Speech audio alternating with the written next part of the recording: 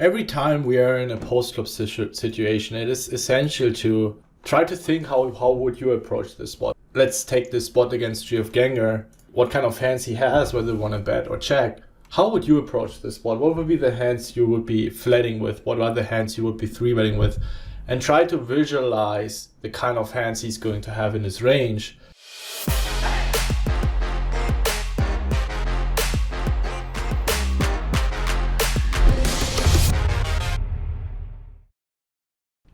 Hey guys, I was just about to edit the video and I realized I messed it up a little bit with the camera placement. Happens. I think there's still a lot of value to be taken out of the video. Also, it covers only a little bit of the table, so you might not see the stack size properly. I adjusted it a little later on in the video. I think it's still worth uploading. You still see a lot of action, a lot of value in this video. Oh, in case you wonder also about the lightning setup. Unfortunately, it doesn't work. Yesterday was working when I was recording the footage, and now I try to record this little intro and the lightning is not working, so you have these old shitty lightning. But it's alright, we're gonna survive, so now enjoy the content. Alright, here we go. 6 tables. And so far, not a lot of action, but this might change in a little bit.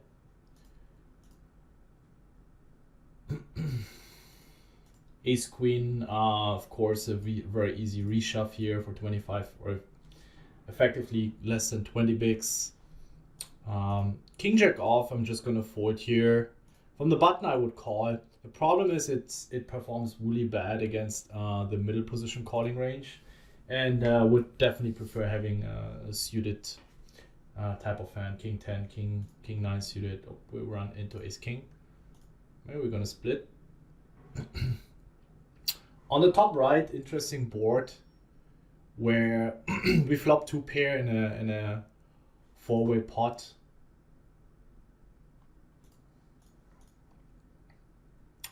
And I'm just going for a small sizing just to try to good diamond draws are not going to be folding anyway.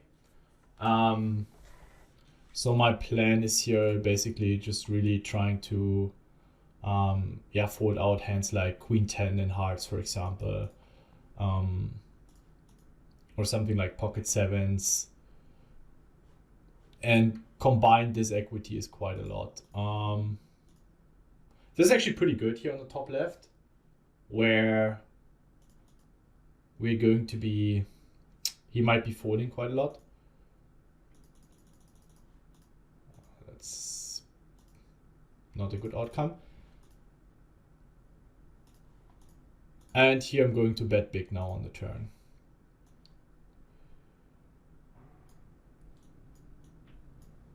Yes, he might have some 8x. And easy call here with the Queen Deuce. 10-7 off, almost a min raise. Even though we have backdoor flush draw and some backdoor straight draw equity, I'm just going to check forward against the gun range. Would be certainly a good candidate, maybe against someone who's c-betting a lot to check raise some flops, who's going to be betting way too much, but against another gun range, I'm not going to be messing around here. And I just started my session, so trying to get warmed up. And of course, every session, it's important that you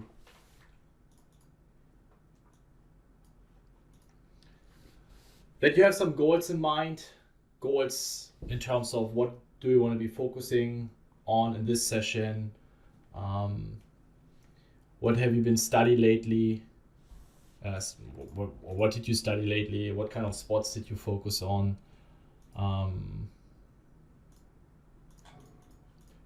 I'm going to be mixing here between calling and 3-betting.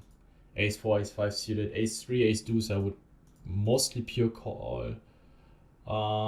Big blinds can be quite aggressive. Button also can be quite aggressive. So I'm just going to be folding here the trash off suited aces on the cutoff.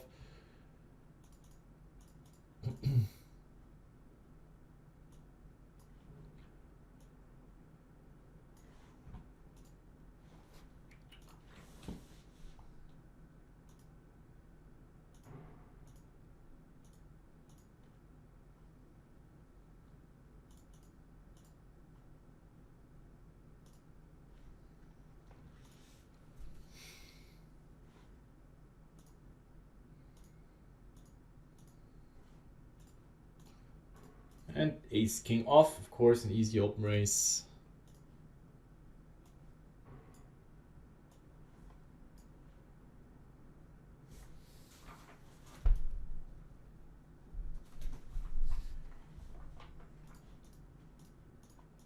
I wouldn't advise to open shove this hand. What I think a lot of players would naturally feel inclined to do, plays horrible, out of position. Very nice that he checks back. Now we can check call the turn very comfortably. River sucks. Jack 10, Queen Jacks are a big portion of his range. We might be block betting. I think it wouldn't be too bad to block bet against ace 10, ace queen.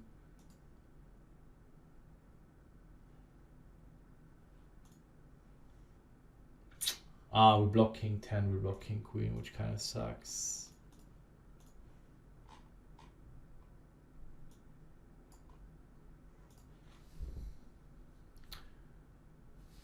Yeah, ace jack, king jack. These kind of hands are for sure in his range.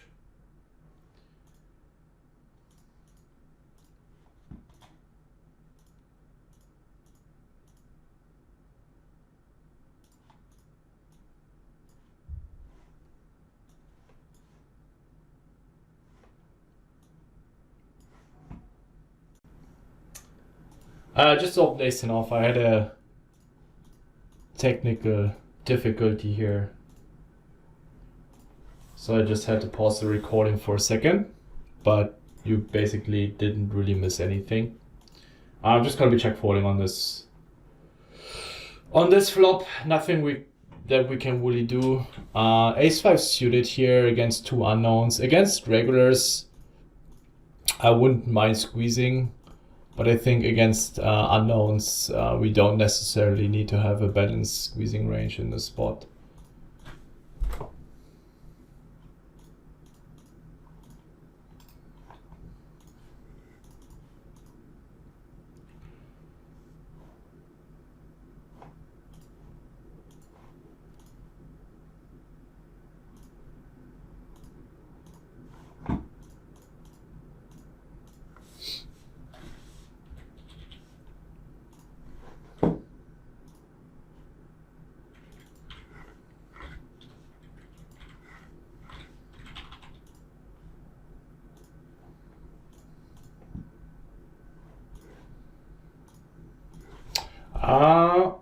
I think I'm gonna bluff catch this. I'm not sure. 6s, 7s. I think he would be bet a lot on the turn on the river. It seems would be sick if he sizes ace jack like this, but he would also three-bet pre-flop a lot.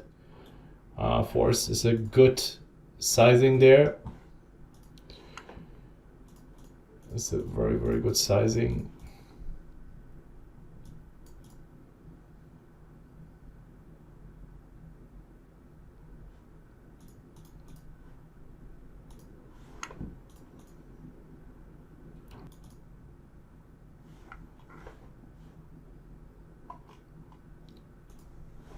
And ace queen off, I'm going to be three-betting from this position. I mean, if he has a pair on the river, my range is going to be so ace high heavy that he can easily size. He can size it that way.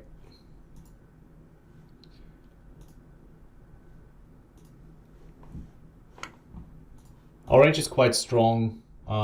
We don't really have a lot of air on this board. Ace 4, ace 5, something like 1/3 pot with the weaker part of your range is totally fine. You can play a mixed strategy, but I think with 1/3, you're not doing any big mistakes, and it's going to be a profitable bet. He's going to have some folds against his calling range. We're mostly going to have two overcards. And cheers.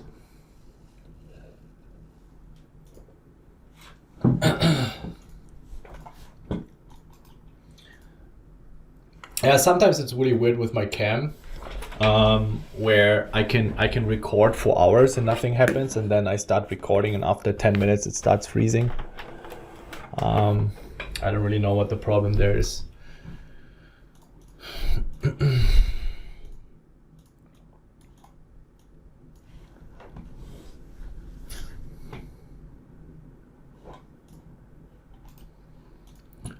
This is an interesting flop.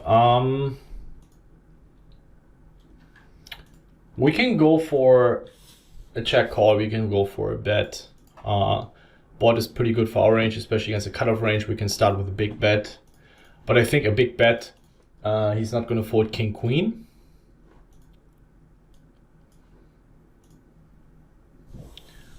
And this is a pretty good card. I think we have to double barrel now twice. Betting turn and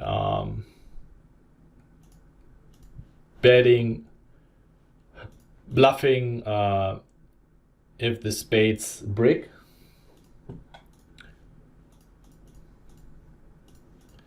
This is close. I think reshoving wouldn't be too horrible, but I think it's too marginal here.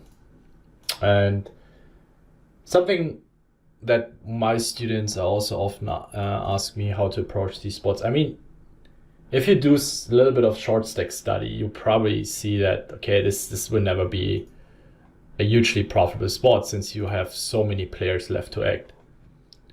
And I'm not perfect in short stack at all, but I just try to keep it simple, and I still have 20 bigs, and if I'm not 100% sure, then I just move on. I let it go because I'm very confident that better spots going to be waiting for me. So when you're not sure with whether a reshove is profitable or not, then just pass it on. It's that easy. It's that easy.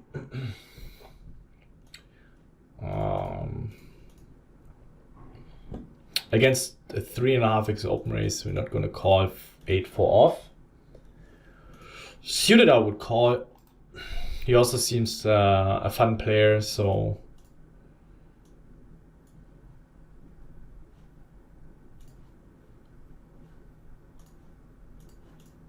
I mean, the info might not be so relevant here, the info tab for the respective tournaments, since we are so far away from the money.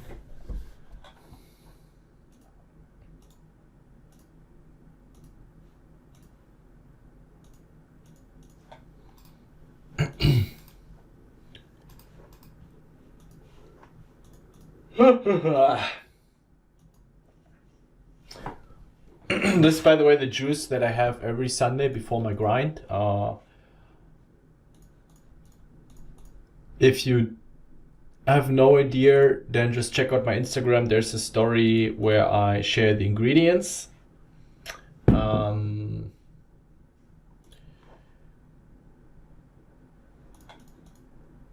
It's basically what is in there. You can take any kind of green stuff like spinach, kale, broccoli. Then I add turmeric and ginger and black pepper and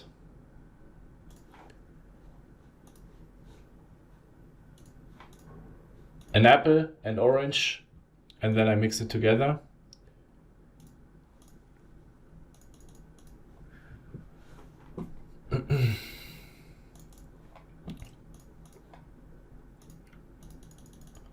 And I also add a little bit of, it's called Rote Kraft in German. The literal translation would probably be something like the red force or red power or red energy. It contains guarana.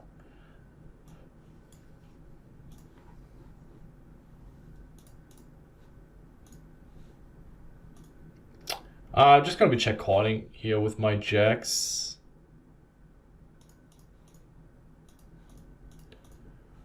And ace-8 suited against hijack and later I would reshove against middle position. Lena isn't opening that wide, so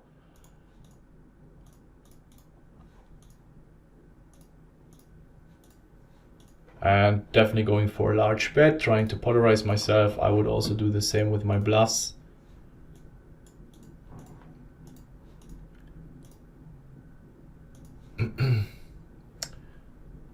Queen Jack off is, I find it too strong to check back, so I'm going for an ISO raise. But I'm probably going to be folding against the 3-bet.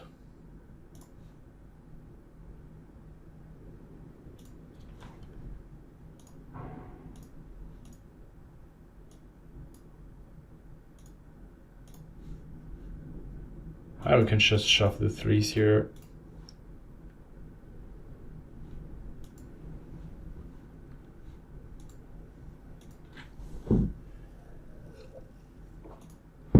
And check it back. And bluff catch the river.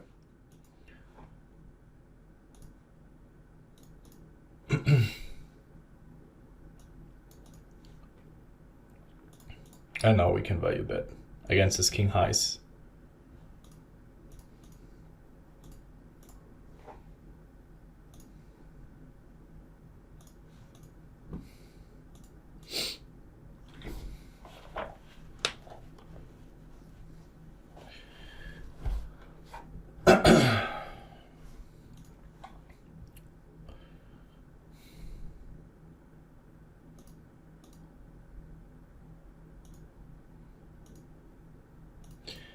All right, time to take a break.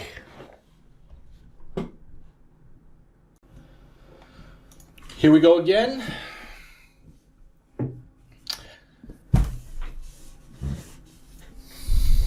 There was an interesting spot earlier as well with the 10 and off. You might have seen me clicking auto fold on the flop. Keep in mind that villain is betting in position into 2 people. And especially for those of you who might be always a little too over aggressive, since he's betting into 2 people, his range will be significantly stronger, where heads up, he's going to be betting a lot of hands that we generate way more auto folds against. So you will have hands like Jack 10 without backdoor flush draw Queen Jack. But once he bets, his fold equity significantly decreases. And therefore, a hand like 10-9, which is such a weak backdoor draw, just wants to pure fold on the flop. You should take immediate draws, at least gut shots, straight draws, flush draws. That's totally enough for balancing your raising range on the flop. So whenever someone bets into multiple people, keep in mind that he's on average betting with less bluffs and also more often with value hands. Therefore, you take the range that you would defend in a heads-up pot and make it tighter. Decrease the amount of value hands. Decrease the amount of hands you're defending against his flop bet. And increase your average hand strength that you're going to be check raising with.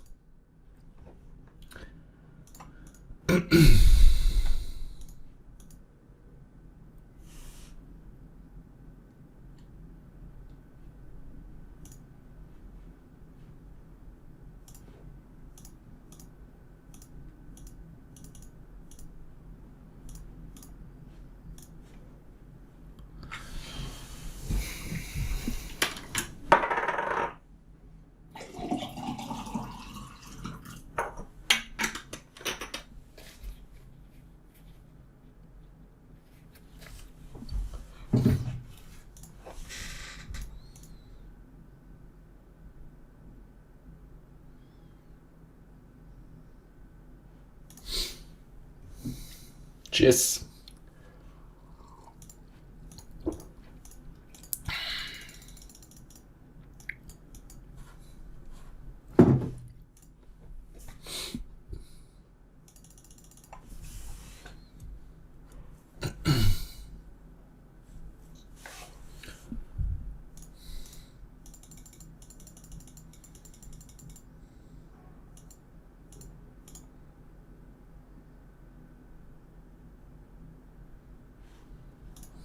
Is it off?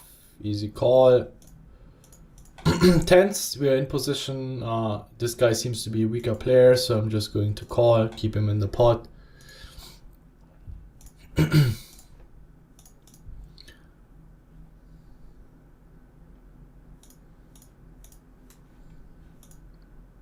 Turn, I'm going to be checking back. I don't see two streets of value here against the small blind opening range, which is going to be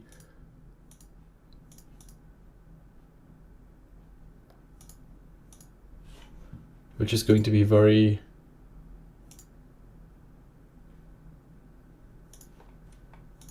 very polarized.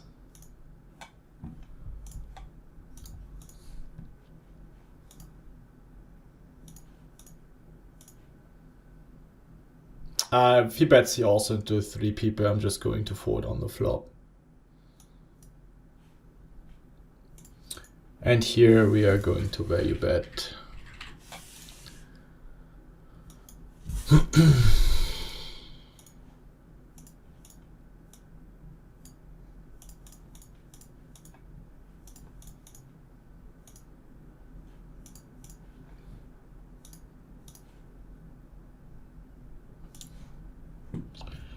And queens kind of sucks, but my range here, we have less than 20 big blinds. He could still be 3-bet folding. But with queens, we have to get it in. He had queens himself. This is a really weird turn bet, to be honest. I mean, I have a lot of ace highs that I'm checking back with. So, not really sure. King, queen, I'm not sure what I'm doing here pre-flop. It should be a squeeze.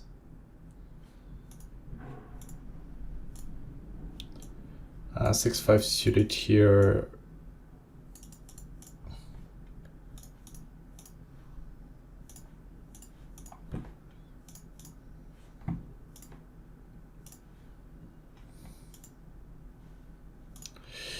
This is not looking good. We're gonna be check raising the 6-5 suited here on the 9-3 deuce. Wait. Well, what is going on here? Is it a bounty tournament or?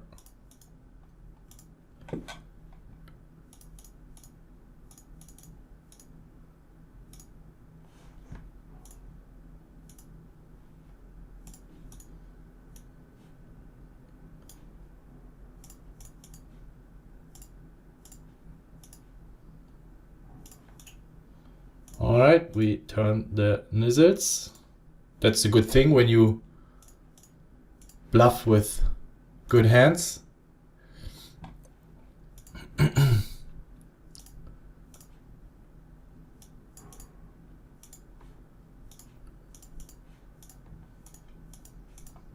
I would probably not continue. I would only continue bluffing on overcards and diamonds.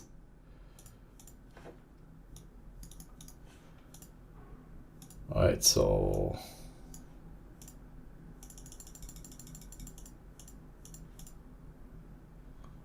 I'm just gonna call it. The pot is going to be protected.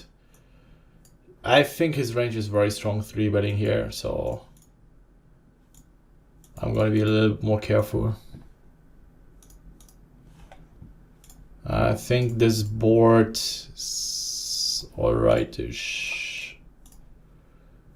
Shoving pre would be fine as well, but this hand dominates his shoving, his opening range very well. So, as I said, shoving would be profitable, but flatting will generate a higher EV. I'm going for a block bet here against his ace queens and ace kings. I think he could have some checkbacks with ace king, ace queen, but I think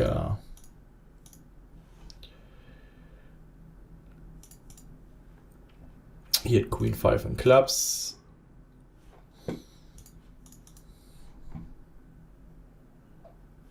Probably 10-9 suited serves better as a call. I would be squeezing something like Jack 10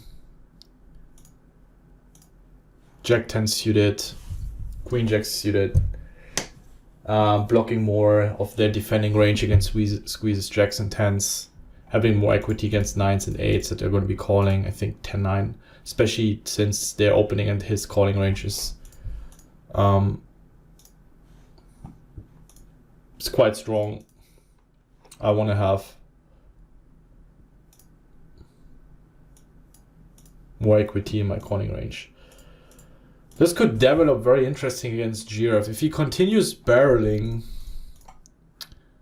I think he will have a lot of 6s and 7s. I mean, we have multiple options. We can continue betting against his 6s and 7s. Ace-5 suited type of hands.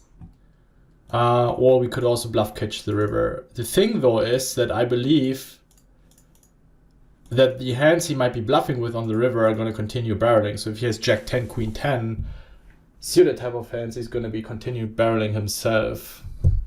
So I think his range is more weighted towards 6s and 7s in this spot. And some of the better 9x like Ace-9 suited might be 3-betting pre-flop. So I'm not really afraid of a better 9. I think he plays not necessarily a very predictable approach from middle position with 3-betting, which is not bad because you should be rather predictable, which means quite strong. I'm going to be overbetting the turn here. Oh, he's quite short. I didn't see that. I'm not short, but yeah, not of course not horrible to overbet bluff with an open-ended straight draw, but yeah.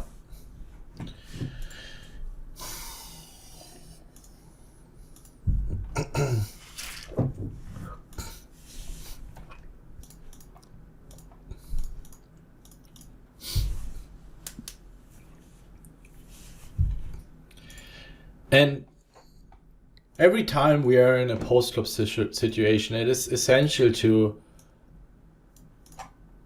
try to think how would you approach this spot. So if you want to define, let's take this spot against GF Ganger, what kind of hands he has, whether you want to bet or check. How would you approach this spot? What would be the hands you would be flatting with? What are the hands you would be 3-betting with? And try to visualize the kind of hands he's going to have in his range in order to make the best possible decision. And then at the end of the day, especially in those situations where the EVs are relatively equal, these small things can make a difference, whether you lean more towards betting or checking.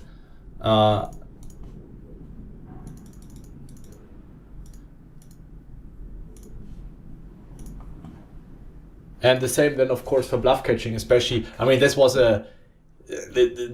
not the key spot for winning the tournament or not, but in general, you're going to be in these spots where you have to make a decision for your tournament life, or you have to go for a big bluff, and you want to find out, okay, what has the highest EV,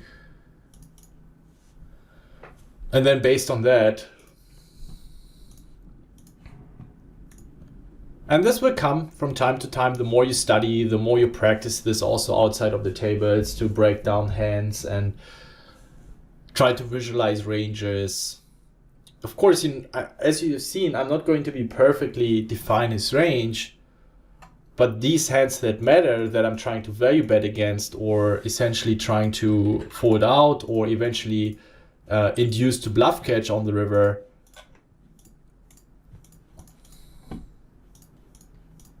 it is important to pay attention to those kind of hands. Checking betting is fine. I think I lean a bit more towards betting, since I expect people to always call a deuce, which he should. And we get a little bit of value from a deuce. Let's say if he has something like 4 deuce suited, and then if the turn is a 10 or 8 or 9, we never, even against the delayed bet, I'm pretty sure people are going to be folding these kind of hands. We get some value from Broadways. 5-way also here. The strongest bluff I would be betting with would be maybe a weak jack with a heart, trying to turn that into a bluff and maybe get an ace to fold if I play against a somewhat competent opponent. Otherwise, basically just flush draw and gut shot. Weak flush draws, 10-9 and hearts, I would just be check calling the flop. Depending on the sizing, of course. But especially multi-way, you want to have a very, very high equity hand.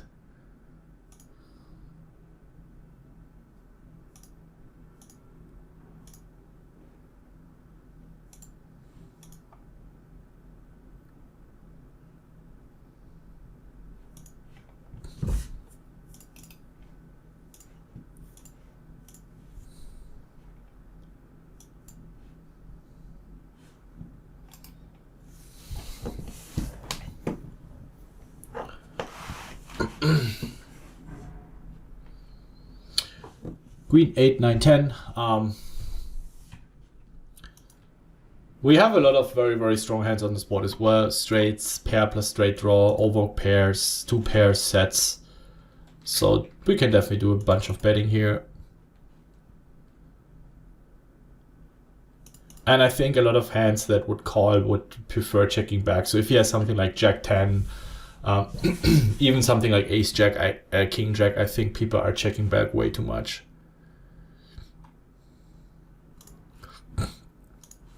So here, when I unblock all these paired hands, I'm never going to be trying to be fancy and check call or check raise, unless I have a read that this guy is a maniac and he's betting everything. But when someone is a maniac, he's probably also going to be raising a lot.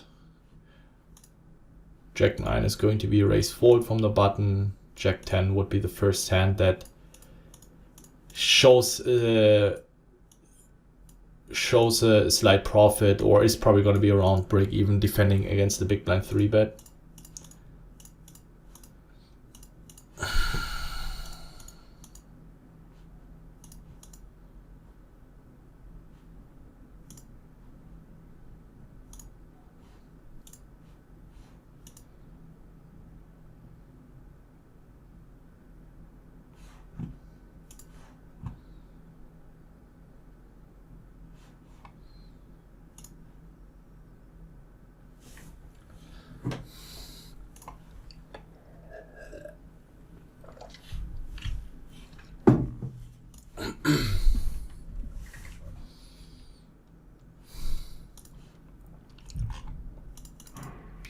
Yeah, even against the min raise here against a very good reg, I definitely don't need to defend 10-5 off.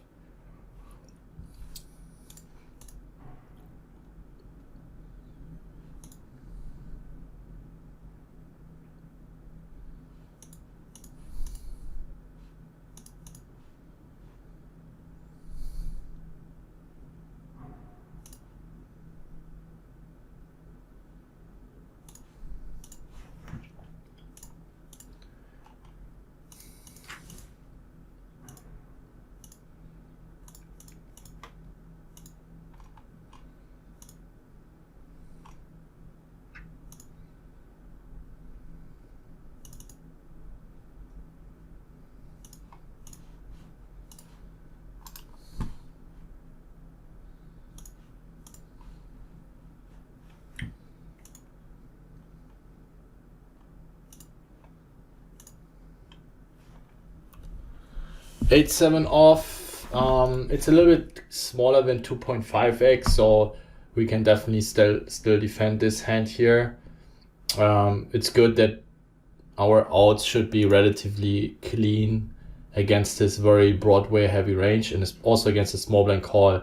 I prefer calling this hand over 10-9 off, since he's gonna have more 10x, 9x hands that have us dominated.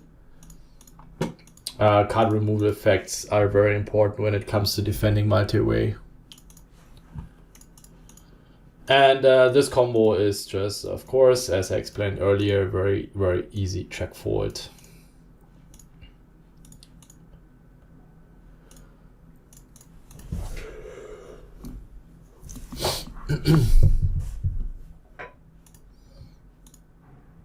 Eight, 4 suited, we're going to be defending.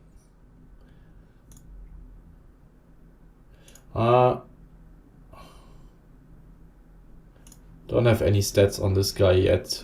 It's also definitely always an option to 3-bet quite a lot from the big blind. But I make it also very player dependent.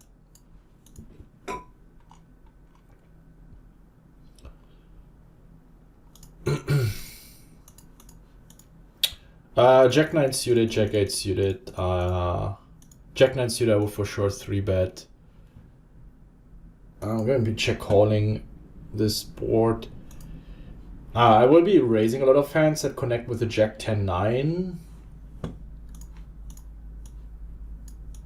So my range isn't that strong on Jack 10-9 as you might think. With this deck to pot ratio, you will also check back a lot of these hands. Jesus fucking Christ. We have an interesting blocker. I think nut flush draws. It's very unlikely that he has a flush, but we can still have all flushes. I go for the check jam. He's not betting. He's not betting. Should have just probably jammed the river myself.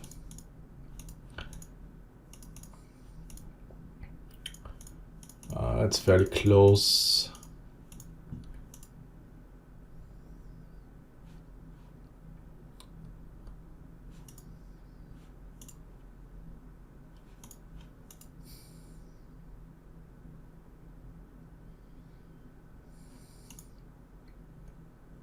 That's a big squeeze. I'm just going to fold. I would defend 8s and better here.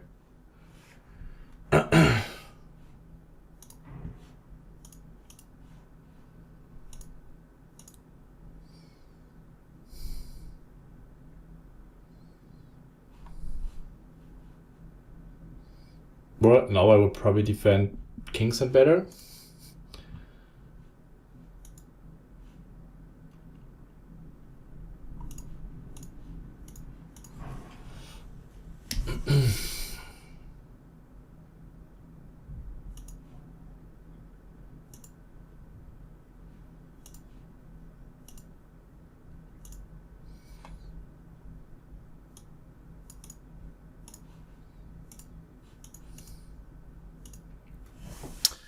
Of course, I'm a little bit afraid of ace-king, but he can also have ace-jack, ace-10. We block flushes, so I'm still going to go for a value bet. Not too big, but yeah. It's a Sunday Mayan, so you can expect a lot of crazy call downs. King-queen. Yeah, king-queen is probably not folding as well. I mean, he's not even really thinking about if he has ace-jack all with the jack in spades, it would be a much better bluff catcher than king queen, but that's where people are just too attached to their hand strength. I have 2 pair, I can't fold it. But I mean, what can I really bluff here, right? Just you can at least put some thought into it. And jacks, we are going to reshove and we hope for a call. This guy seems to be a big fun player, so I'm going to make a loosey-goosey call.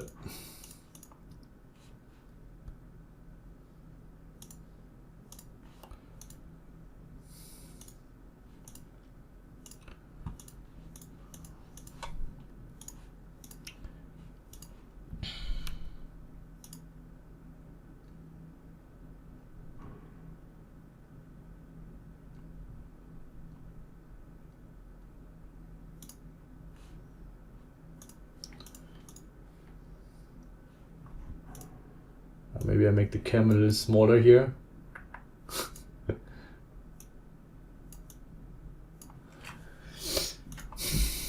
This sizing is actually quite good. I think he's stabbing a lot of draws with this sizing. Not really sure what I should think about this river.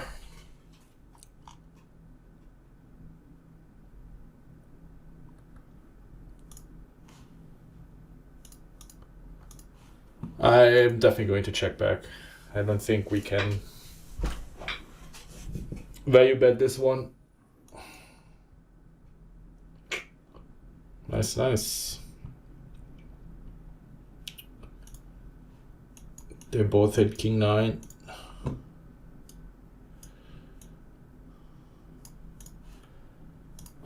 Jacks, I'm just going to call it here, unless I have some very crazy reads on him.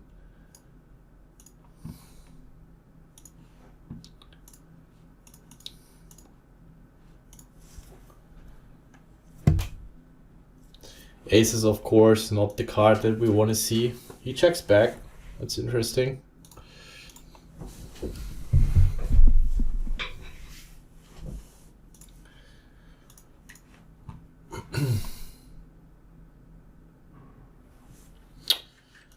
Do we want to value bet ourselves? I think even queens or kings on this double flush draw board might be betting on the turn. Could be a 10. King 10, queen 10, jack 10, 10, 9. Yeah, I think I'm going to be betting the river. I also dictate the price. I mean, if he bets, I can't fold anyway, so...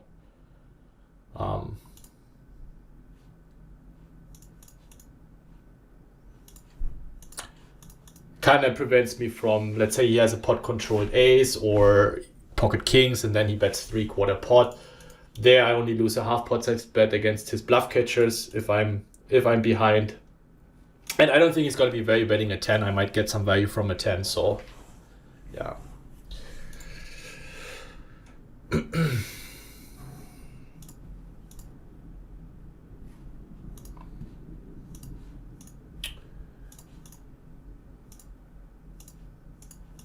I'm going to be wrapping it up after the pocket jacks hand. Yeah, nothing so spectacular. Let's play the ace queen hand and then I pause the video.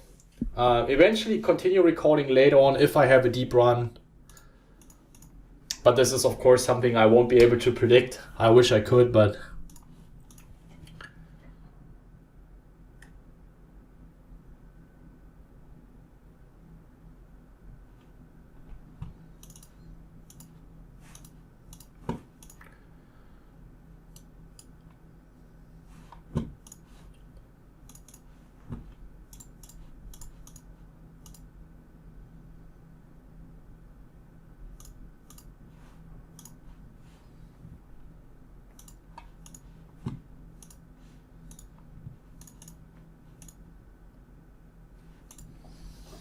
And let's finish the trips hand.